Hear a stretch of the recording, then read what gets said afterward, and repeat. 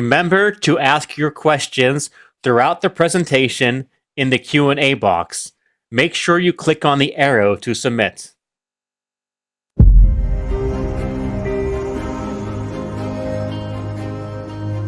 From no sight, to hindsight, to insight, to foresight. The time is now. Digital transformation of mining companies has become essential through using the right technologies to empower people. Foresight's connected solutions provide visibility right across the value chain, from pit to port, to help make informed decisions and build strategies by way of advanced IoT-enabled tools. Achieve operational excellence. Metal, mineral, and mining companies all over the world can look forward to a better way. With an approach of not only asset optimization, asset automation, but also asset simulation, mines can celebrate a holistic view of the entire operation. Utilizing the concept of a digital twin in simulation is the best way to start your digital journey, ensuring you focus on the areas where it matters most, and optimal ROI can be achieved, making your digital journey self-funding. Supply chain digitization enables proactive planning, scheduling, and execution, as well as more educated responses to customer demands and supply chain disruptions. Maximize profitability by maintaining optimal operating conditions 100% of the time. Advanced process control delivers increased production, reduced energy usage, and improved yields. Managing your asset performance has never been easier. Drive uptime with actionable insights from models and machine learning. Use these tools to predict potential equipment failures and automate your procedures and maintenance activities. Assure data alignment with organizational strategic objectives. Avoid governance, performance, and inventory management challenges with a consolidated data store. Strong business process management and automation capabilities will streamline financial processes and deliver system stability and enhanced compliance. With the result of anticipating and analyzing across a multitude of factors, pivot your business based on informed decisions in the modern digital economy. Accelerating the convergence of 4IR technologies, people, and intelligent data. Foresight helps today's mines support and maintain consistent operations, improve process efficiency, quality, and productivity with advanced solutions, so you are able to promote production increases, cost savings, and amplified safety for employees. Supported with defined service levels and training, so you are kept up to date all the time. Set the vision. Ensure smart, future success with innovation. Foresight, leading the way forward for mining.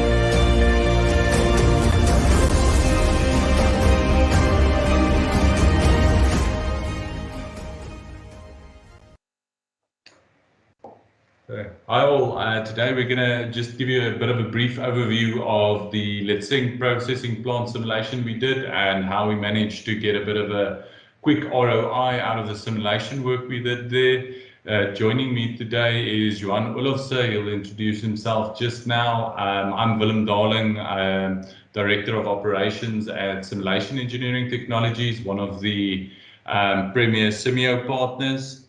And Johan, if you'll introduce yourself and introduce us to the project, please. Hi, thanks, Willem.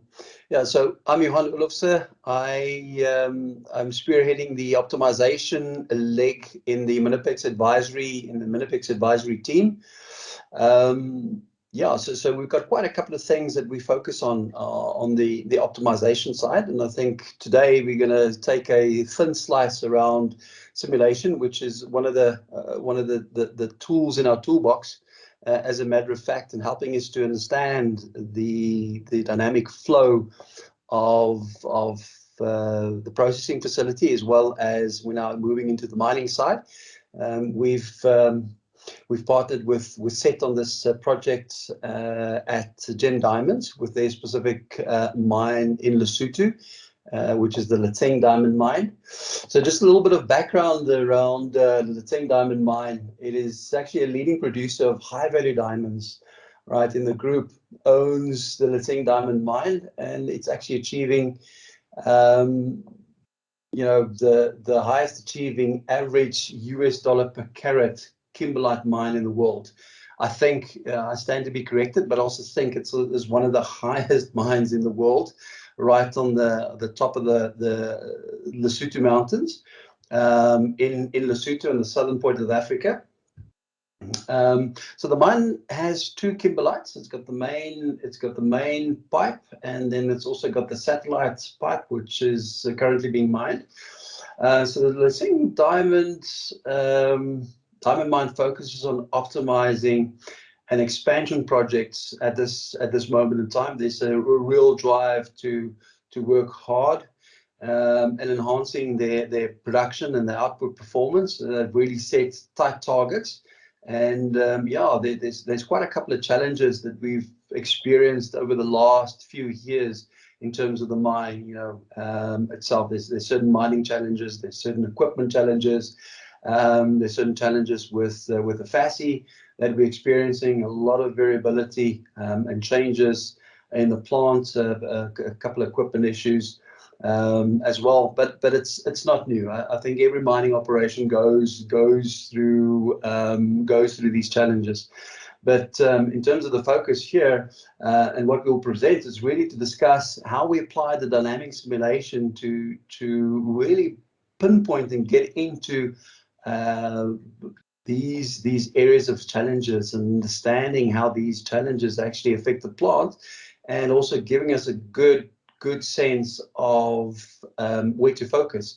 And I think one of the key things that we've seen through the simulation is how validate a few of the assumptions and how certain operating philosophies and conditions actually impact the plant, to such a point where we've identified specific opportunities, we've identified bottlenecks, we've shaped them into specific continuous improvement projects that form parts of the operational excellence drive they also have on the mine.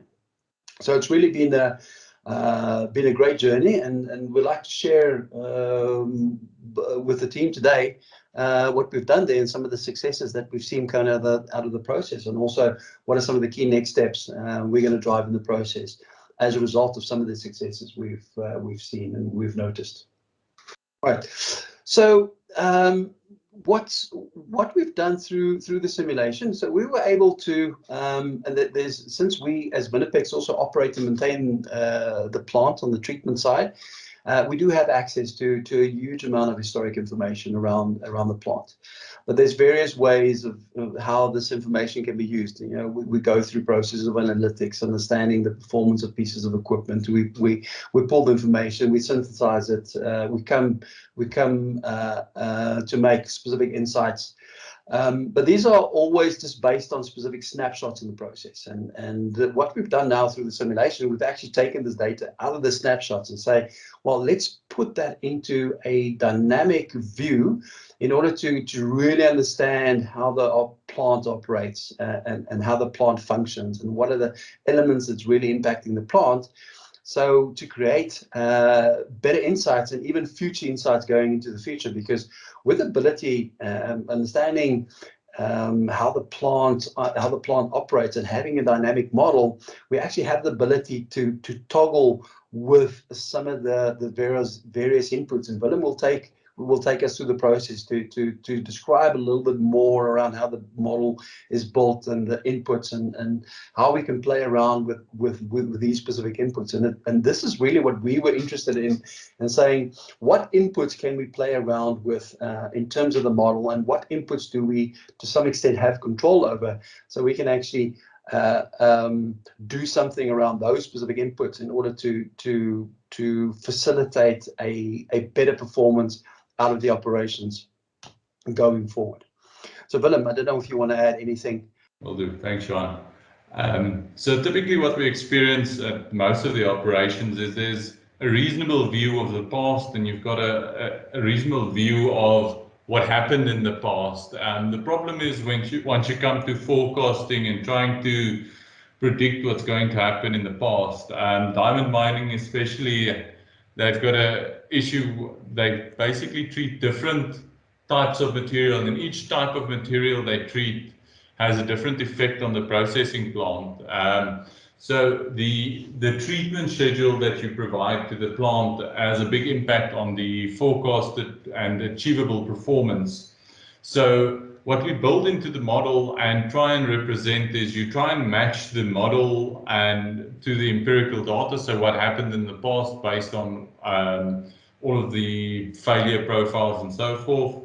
And we try and build in all of the detailed decision logic to imitate the plant. So in the processing world, we call that operating philosophy. So what happens when you close one bin and start feeding another feeder and so forth. And really what we're trying to do here is try and set feasible targets for the processing plant. So no longer, you can't actually physically achieve the target, but the target is set by management or so forth. Try and identify the bottlenecks, and I think we were reasonably successful in that, and work from the bottlenecks onwards to really alleviate the bottlenecks, and then focus your effort and so forth on the bottlenecks themselves, rather than just haphazard improvement initiatives. Yeah, I think, Willem, if I can come in there, but just before we get into that approach, I think one of the key things that the model also helped define was giving us a certain level of probability based on the targets that were set for 2021, and actually showed that, you know, based on the operating conditions that we've modeled, is that there was quite a lower probability that's been defined by the models in achieving that specific target set. And I think that was a bit of a eye-opener for the team as well, and putting the attention on, you know, the improvements that they need to push through to be able to achieve specific targets and the changes they need to make to the process. Thanks, Sean. So we approached this simulation study. You've heard now a couple of names being shouted around. So Gem Diamonds is the actual client in this, and Minopex is SCP's client. So that's also a nice little confusion. But so we built the simulation model together, and Minopex actually being our client and Minopex's client actually being Gem Diamonds. So, but the basis of this is that we want to improve the quality of the service that Minopex delivers to Gem Diamonds, and we work together to develop this model throughout. And so Minopex was involved mostly in the analyzing and providing of the data, where SET was involved mostly in establishing, building the model and establishing the base case and taking that forward throughout the process. Willem, if I could just add to that before you move on as well, I think the team worked quite well, seeing that you know, that Minopex has that processing engineering, maintenance expertise, and also that we're running the operate and maintain model with Let's Sing Diamond at the moment. And I think working with SET was quite a good fit. So you know, with our expertise on the ground, having the ability to get to people, get the information, get it through to the SET team where they were building and playing around and calibrating the model, it was actually a good fit for the two teams in the process. Yeah, it helps having two sets of teams that both have the processing experience, mineral processing experience. So just to give you an idea of what's actually gone into the model, what we build in and what comes out of the model, we try and build in as much of the lower level details as we can into the model so that's the treatment schedules. What's in that treatment schedule is how much of which material you're going to be treating through time, the maintenance schedules. So usually maintenance schedules are deterministic in that you plan for 8 hours and every week or so forth. What we build into the model is actually to say, well, there's a variable maintenance. Sometimes maintenance takes 6 hours, sometimes maintenance takes 12 hours, and that all impacts the performance of the plant throughout the year. And then we build operating and control philosophy. So I've talked about this very lightly up until now. What's essentially that is triggering level. So if this bin gets to a high level, we either stop feed or we start slowing down feed as not to create the process interlock, or if this bin gets to a low level, we stop feeding out as to protect the feeder underneath the bin to make sure it doesn't get damaged. So things like that is what we build into the model there. Equipment reliability and maintainability. Essentially, equipment tends to fail. So that's a mean time between failures and a mean time to repair for each piece of equipment.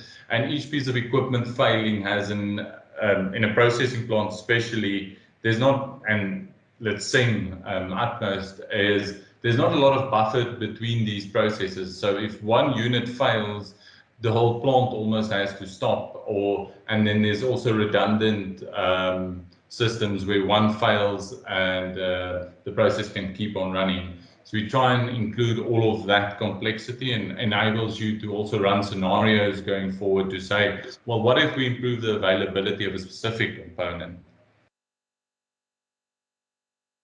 Equipment capacities. So what we do there is each piece of equipment, we specify its operating capacity. So what can it actually achieve? Usually there's a lot of debate surrounding this topic, and Lessing was no different. What is the true capacity that this piece of equipment can reach? And then usually in processing plants especially, there's a capacity, a design capacity. So what was the installed design capacity, the rate at which it's actually performing, and then there's a performance limit or a capacity at which, if you exceed that capacity, you start losing screening efficiency, for example. So a lot of different things to consider when defining the capacities of components. Then each of the surge and stockpile capacities. So I mentioned the small bins here, but those small bins have a big impact in terms of process stability. If you have larger bins, more stability, or at least smoother running, less stopping and starting. And then the FASI characteristics. I see there's a spelling mistake on this, but that's fine. So it should say FASI characteristics. So the particle size distribution of each material type, the yield of each material type in the DMSs, so DMS dense media separation, and also the settling rates of the different materials in the thickening section.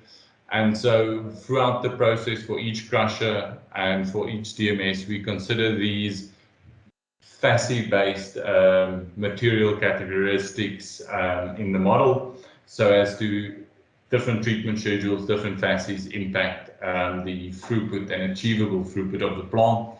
So all of that goes into Simio. Using SET's flow library, we modeled the processing plant, and that enabled us to model it quite quickly.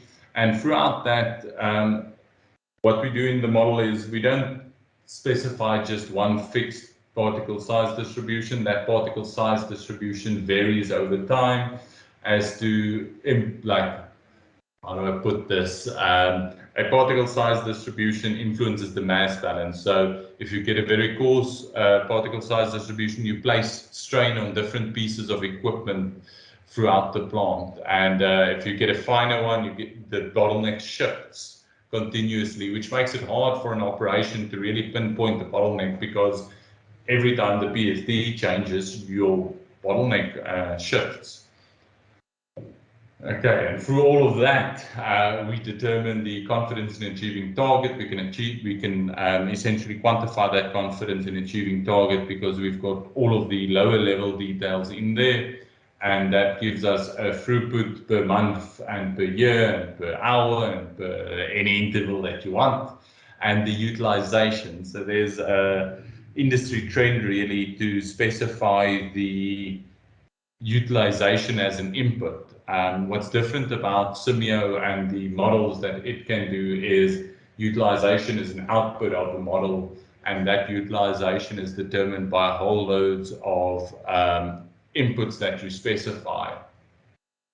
And we then get the throughput rate over time and the throughput rate distribution.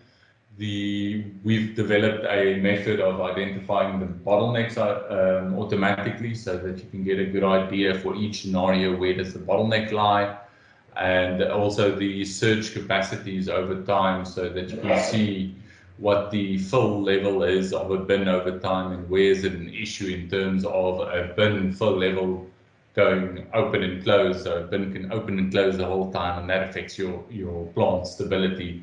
We represent all of that within a Power BI interface, which allows us to get a detailed view of how the model ran and what the results look like.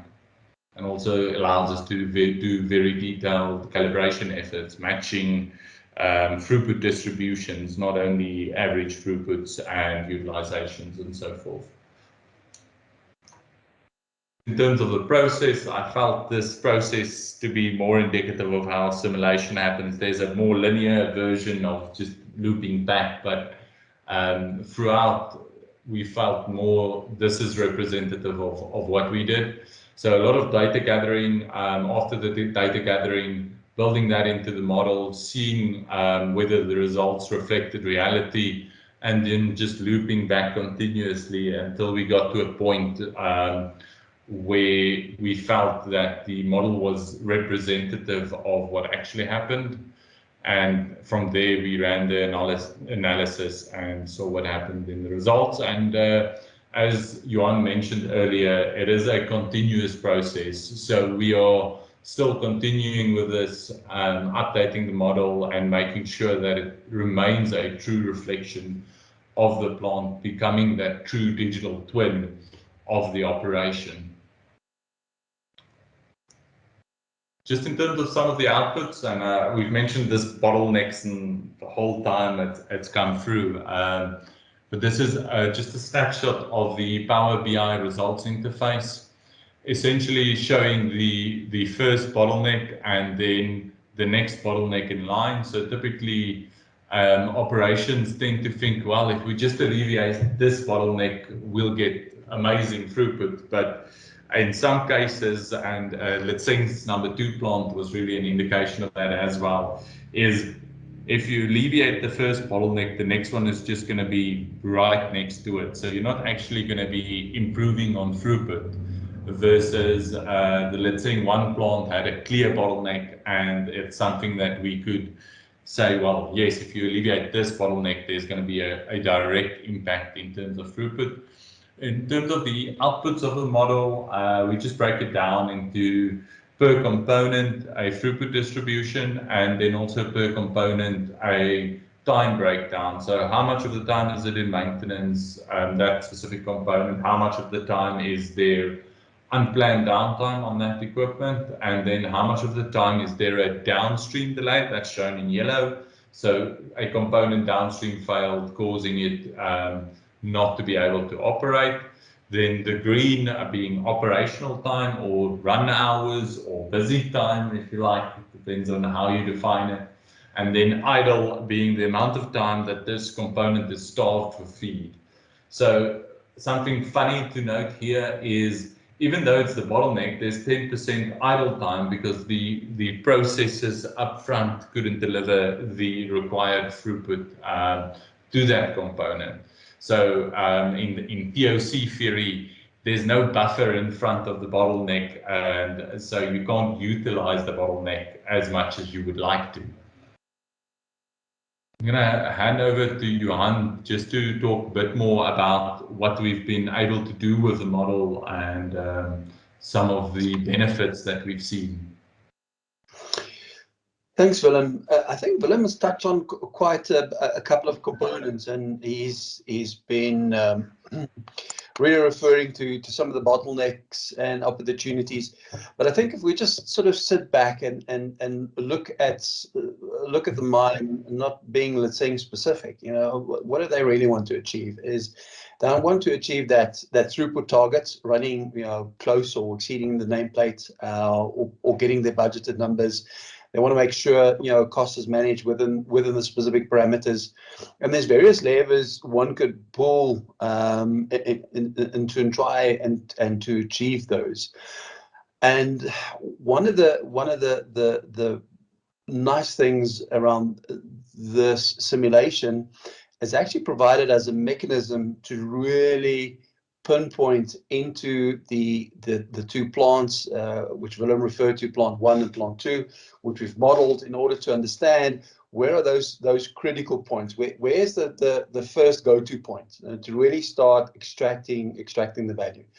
In this view, there was really two key things that we saw. The one was the major effect on the particle size distribution on the plant, and what happened in that case. The second was the specific feed rate that we pushed the plant into, and also because the model is based on identifying variability within the process at specific pieces of kit.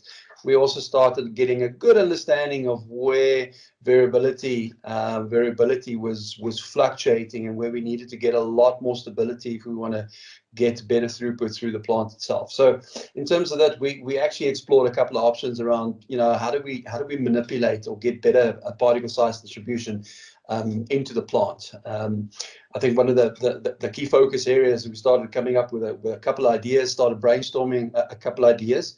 When we ran the base model, we actually saw these things that I've identified with you, and the process we followed, and I think the process that a nice process, but when Minopex became involved, is really sitting with the executives, sitting with the metallurgists, sitting with the process engineers, and actually stepping through the base case and what the base case is telling you. And they've actually validated that they see these frustrations in the process.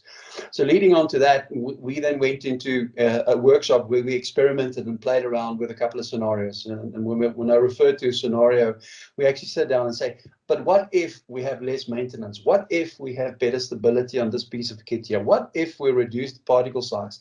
And through those workshops, we identified, I think it was in total of about 7 or 8 specific scenarios, which we then designed, and we took it back to the model, and we actually ran it through the model. And it was interesting what we discovered. If you push try to push hard on the specific feed rate, we'll just see more blockages happening in the plant, and the plant stopping more often.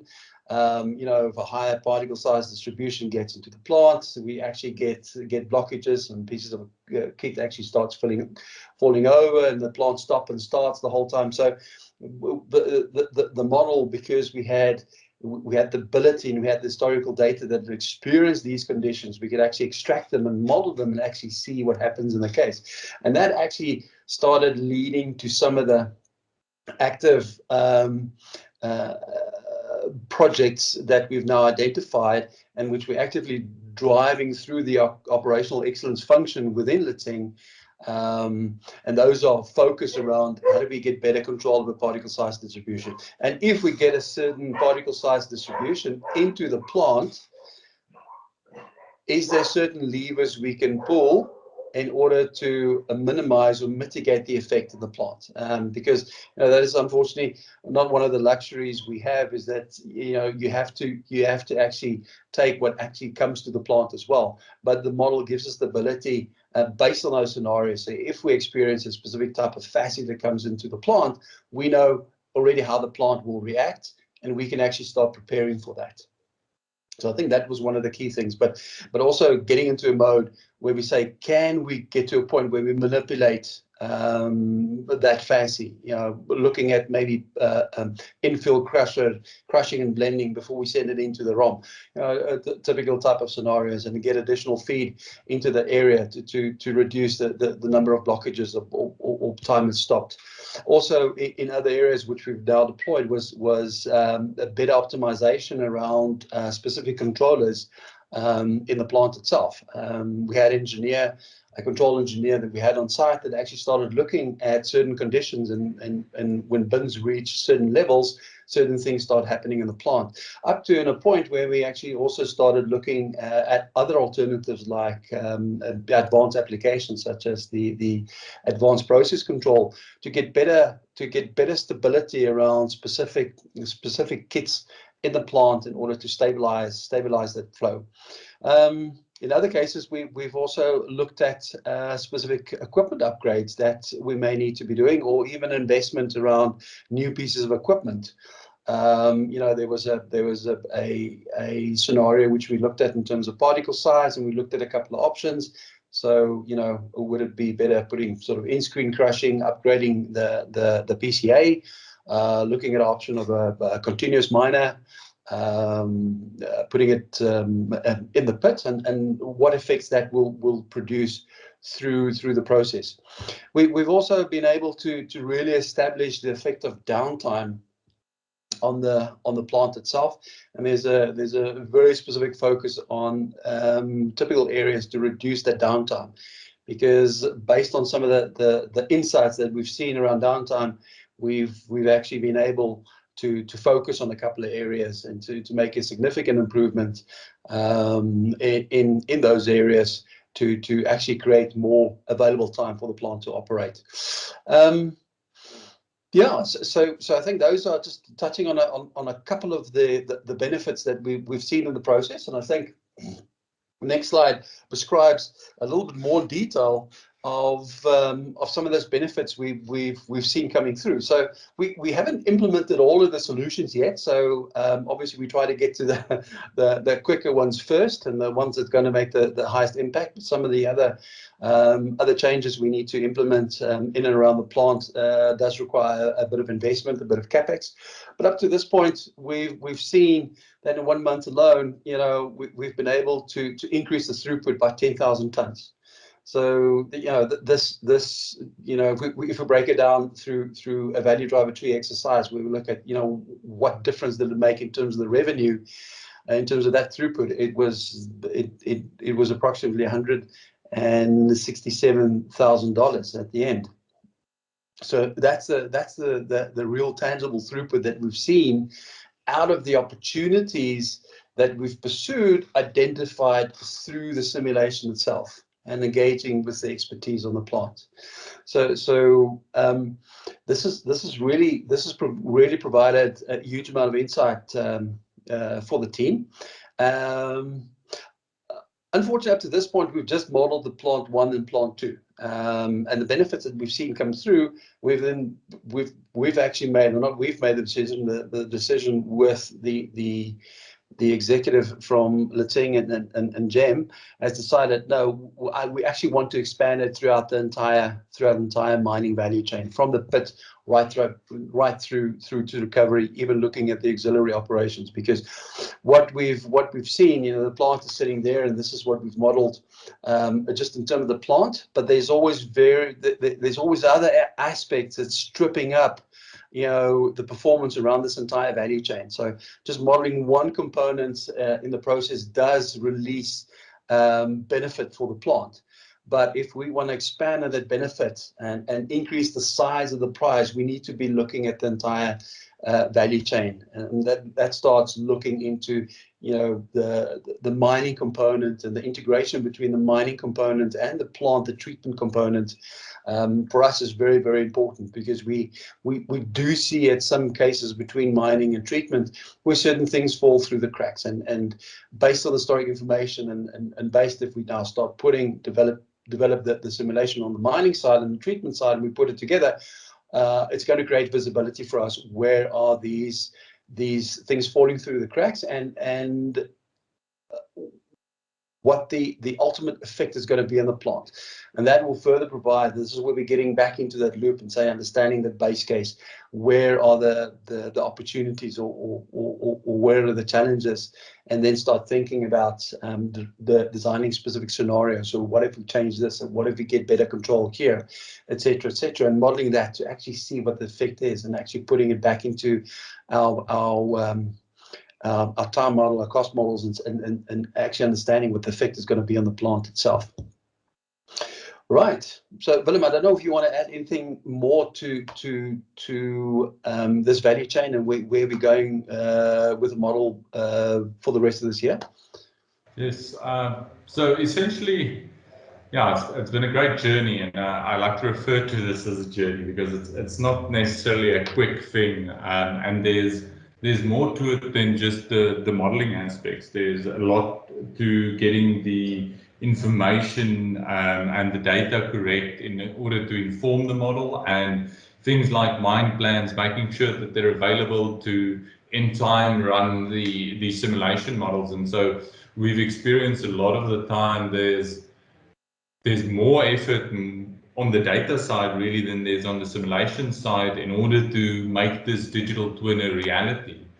And so in multiple aspects, you've got to make sure that you've got the data available. And yeah, Litsing has been very useful in that. And really there's a lot of effort trying to get to what is happening on the ground and being able to represent that digitally.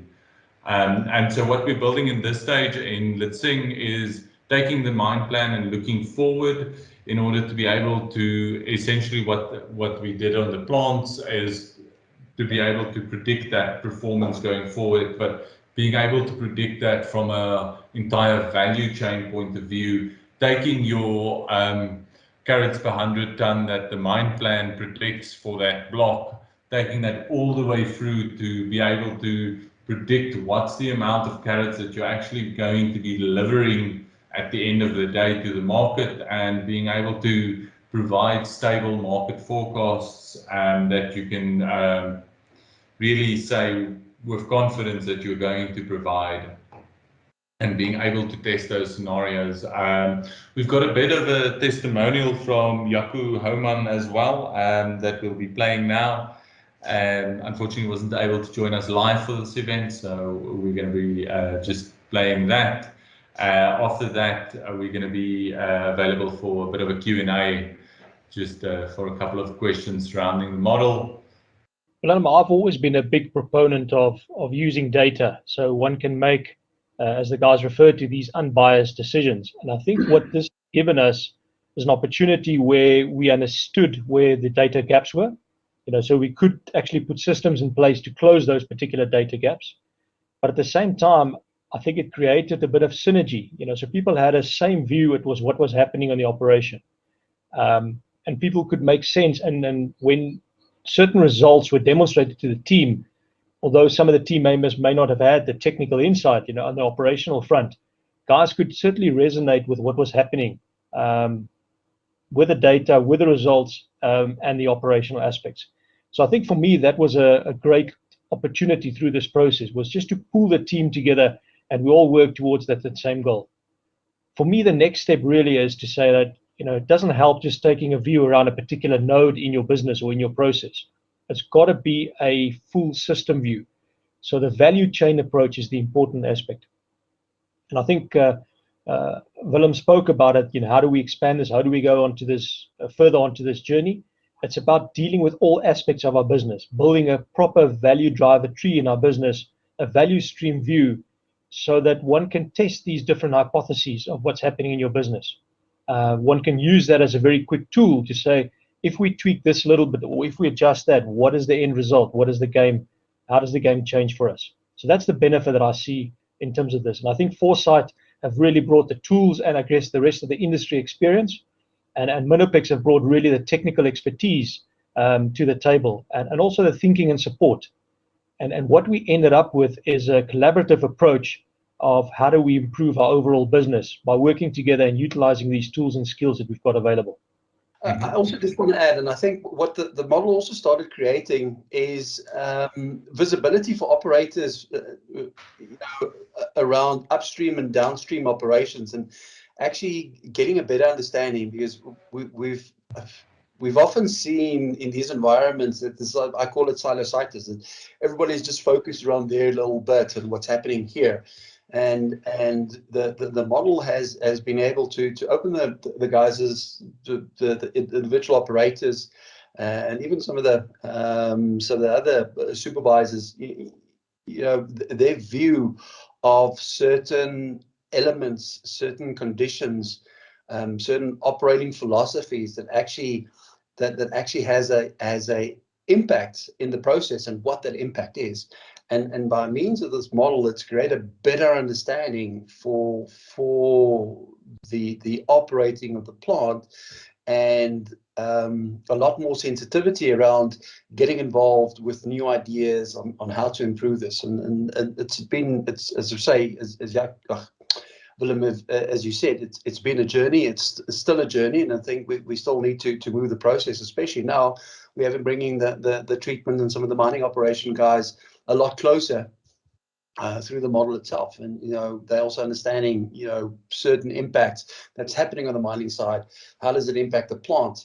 The plant guys getting an understanding if certain things that they are doing or not doing, how does it feed back to the mining operations, and how does it impact them? So very excited about this journey going forward, and actually stitching the two pieces together, which we're building on the mining side, and link it into the plant. And very excited to actually see some of the opportunities that we're going to get out of that process. Thank you. Thanks, Sean. Q&A time.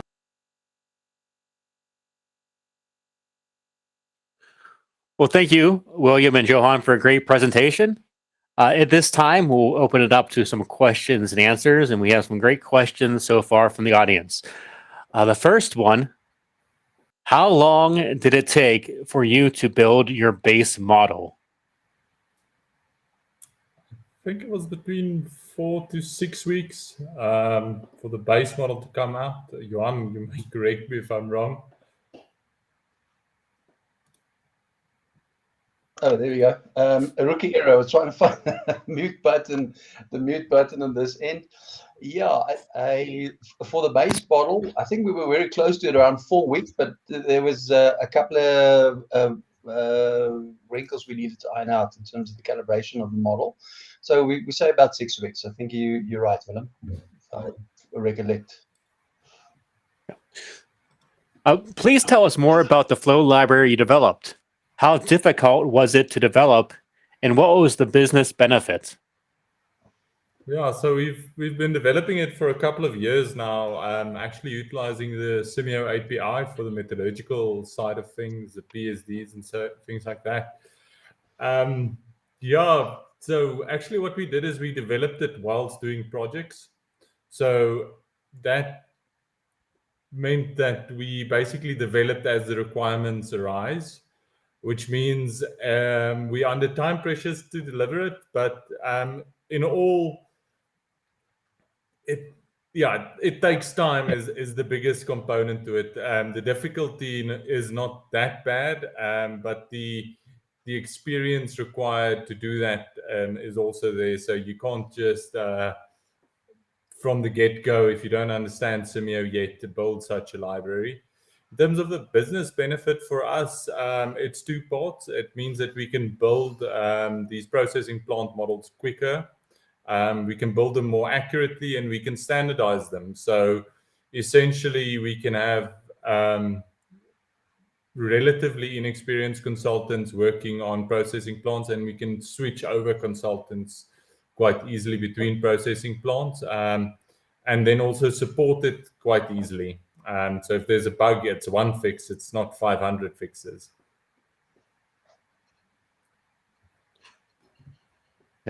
What are some of the key data outputs in Simio used to create your dashboard visualization? So in terms of the data outputs, what we do is we essentially write out on an hourly basis, and we typically write out state statistics and list.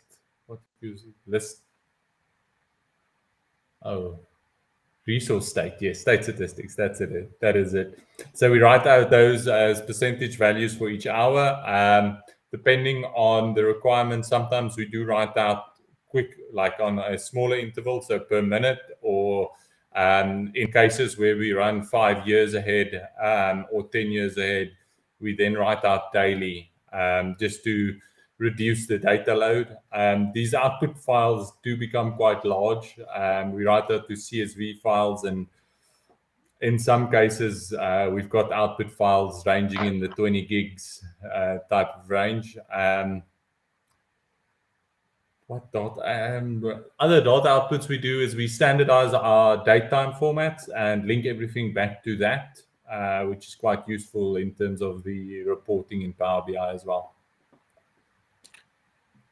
Yep. Next question. Do you feed live data into the model to initialize a simulation model? Not yet. That's the view, and we've taken it as a journey. So not in this one, unfortunately, not yet. There's a couple of, in terms of processing plants, I think it's a bit more difficult. So live stockpile levels aren't necessarily available in the mining world. They typically get taken about once a week at most. Live silo levels are possible. They don't influence much, especially when you take a yearly horizon. So, and in let's say there's no very large silo that influences everything. It's a couple of smaller bins. Nothing's really larger than 200 tons. So in terms of a longer view, that doesn't really influence the system. So then could you be feeding the live PSD, live downtime data? Yes. I think the Simio makes it possible. We haven't done that yet. Johan, where do you feel maybe we need to do that from a client perspective?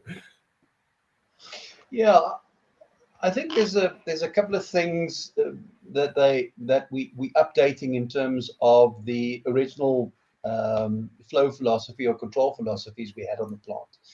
So I think as we update those and we see certain things changing on the plant and how the plant has also reacted, there's also a couple of things changing on the particle size distribution with some of the newer projects we're implementing. We're actually running a trial as we speak at this moment on a continuous miner, which produces a finer PSD through the plant itself. Now, getting that information, we obviously will refresh the model with that. So, obviously we're building a little bit more data into that model. So, it creates better insights into that.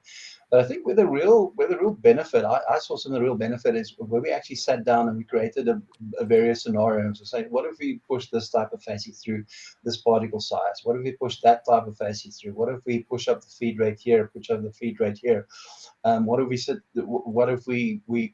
we toggle the amount of downtime we're experiencing in terms of certain failures on specific pieces of kit in the plant itself, and it sort of starts creating specific scenarios. So if an operator or manager on the plant starts experiencing these conditions, we can quickly go, and it seems like here's a typical scenario that we've modeled. So if we run the scenario, what does it tell us? Oh, it seems like we're going to get a lower throughput.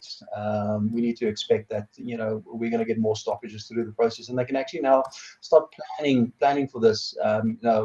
Because we can see the impact of these specific levers.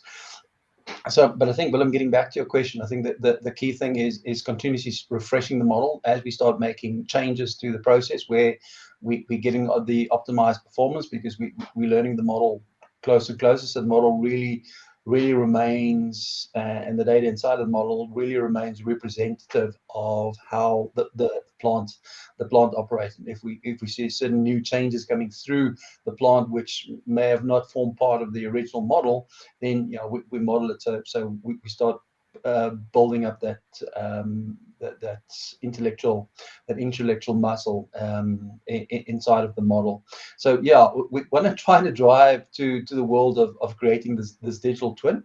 But I think our next big step is modeling the mining operations, and then linking the mining operations with the treatment side. And then start looking at certain cost models, and also in terms of the recovery, what we're experiencing in recovery, and also just making sure that some of the auxiliary operations like the thickness and et cetera, because that's one thing we didn't go into detail with the first round of simulation as well, because obviously if we put a finer particle size through the plant, there is some effect in terms of slimes and stuff that affects the plant. So we also now just pulling those components into the model to really get it a bigger, fuller picture of what's happening through the process. So there's always a little piece we add extra to the model to broaden our insights around the process, rather than sort of pumping live data through that. We do, just as a sort of a side note, we also have a division inside of the optimization side at Minopex, which runs analytics. This individual is also part of the simulation team. So if there's specific changes made to the plant, and because we've got this nodes into the plant, we can extract data very, very quickly, and we run analytics and say, this has happened in the plant. Let's do a comparison and see, and just see what's happened.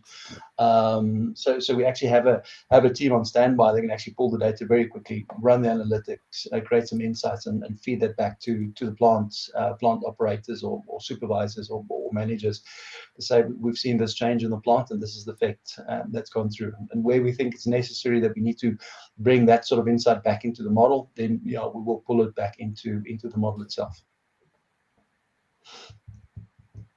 Okay, thank you. Next question. How did you model variability in your processes? Did you use standard probability distributions, or is it data driven? So we actually fitted distributions where applicable. So in terms of the MTBF and MTTRs, we could actually fit the distribution. In terms of the PSDs, the Minopex did a lot of work just identifying the ranges of the PSDs. Again, we used distributions. We didn't use table-based distributions in Let's Sing, although we do use it quite extensively in other cases. In terms of data-driven modeling, there's a few cases. So we can auto-place the servers. In essence, we just import a process flow diagram, quickly place the elements on it.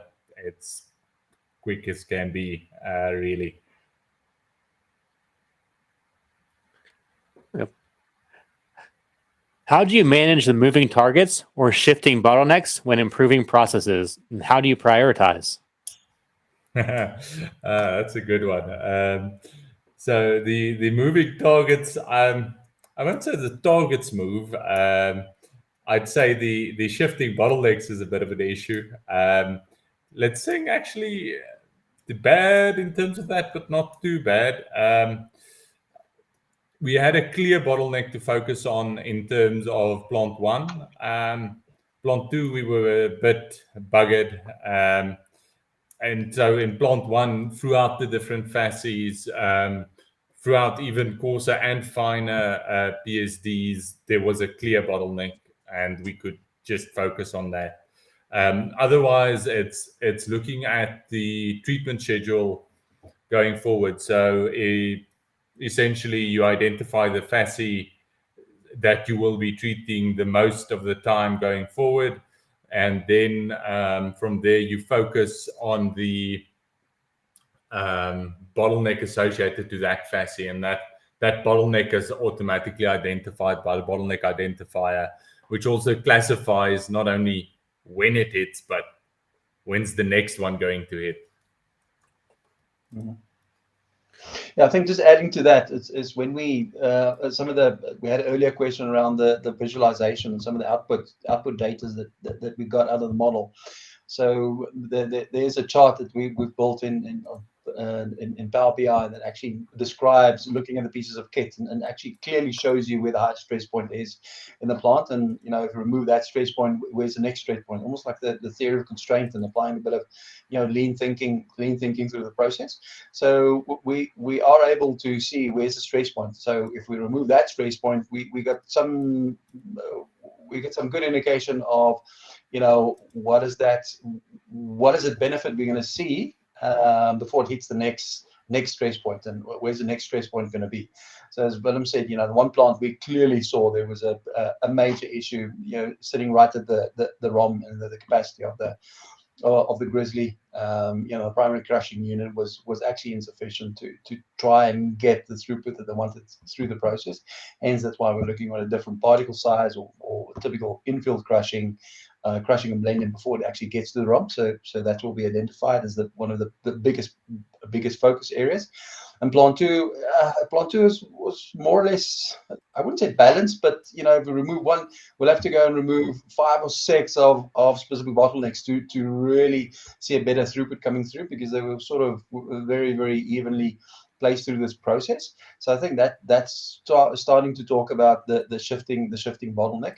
I think the other component around the moving target, I'm not quite sure what's totally meant around the moving target, but I think one of the challenges that we saw is that lack of visibility of what's coming into the plant. Mining would indicate, no, we got this FASE with this PCD coming into the plant, etc., etc. But when it hits the plant, it is not as truthful as what's been reported. So that's also started leading us to employ other technologies such as Stone 3, where we can actually now start measuring the particle size as it gets into the PCA, as it gets into the ROM, and gets out of those crushes, to actually start getting a very, really good idea of what the particle size is doing, because we know it affects the plant significantly. And we did unfortunately need to make a couple assumptions in the model around particle size, but we're getting cleverer and cleverer as we get more of this data and reducing some of the assumptions we built into the model actually becomes a lot more accurate, because we're now feeding live information, not live information, but updated information around particle size into the model, and we get a better understanding around that process. I hope that answers the question. Yes, it did. Thank you. And one final question for you two. And thank you so much for a great presentation and great question answers, Johan and William. But the final question, what advice do you have for those thinking about implementing the Simio digital twin? I'd say get started. The thing is, you'll never have complete data, completely clean. The simulation model and Simio really as a simulation really as a process helps you identify where the places is you should be looking. During the Litseng process, we identified weightometers weren't actually truthful because it just didn't make sense, because the whole mass balance didn't add up if that's the reading. So there's a couple of just work through it. Once you go through the simulation process, you realize where issues are in terms of the data. You also realize what type of data should you be gathering. A lot of the time you're gathering data just for the sake of gathering it, not necessarily to inform your decision making. And on this journey, you really discover what's important to be measuring and where should you be looking and focusing your data gathering effort. Yeah, if I can sort of add an echo on the data piece, I think data is king. When you start looking at these industrial IT applications and technology, we're starting to utilize in the mining environment. But the data is really king, and the better type of data you get, the better you're going to get informed of what the model's going to tell you. And also making sure you get the right data, because if you don't have the data, you're going to have to fall back on typical type of assumptions, which you don't always want to do. You want to try and minimize the amount of assumptions. So yeah, data is king, and also just having the data structure and knowing where to get the data. I think one good benefit for us is that Minopex running the operate and maintain model with Litseng at this moment in time, and some of the previous work that we've done around getting a network into the plant and having access to the data did help to accelerate this process. Although even with the data, as Willem said, we've identified certain things that may not have been so truthful, and also identified areas where, hey, we need data here. We actually don't have any mechanism of measuring and collecting this data. So it actually started leading into areas and started thinking a lot clearer around data. I think one of the other key tips is you got to take people along the process. If this thing is sort of done in isolation or seen like a top-down executive-driven items, to get better performance out of the plant, it's maybe not a wise choice. I think the group that's going to be inclusive in the process is is, you know, some of your supervisors, your metallurgists, and guys that's close on the plant that understands where the problems are, you know, and getting their inputs as well, especially around the time when you run your model, you've built the model, and you've now shared what the model actually tells you in terms of the base case, and they can actually sit there and say, hey, I experienced that. Yeah, we always thought that this was happening and this was the effect. So they actually buy in a lot quicker when they start seeing, and we validate some of those things through the model.